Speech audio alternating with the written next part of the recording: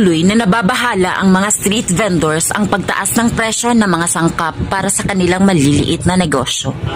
Kung dati sapat sa bulsa ang 10 piso upang makabili ng 3 hanggang 4 na perasong kalamares, ngayon 20 pesos at kung minsan naman nililiitan ang laki ng tinitinda nila para di magbago ang presyo.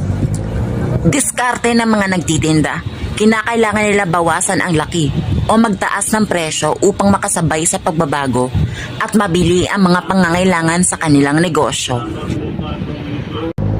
Naman po yung business nyo po sa patuloy po na pagtaas po ng mga bilihin.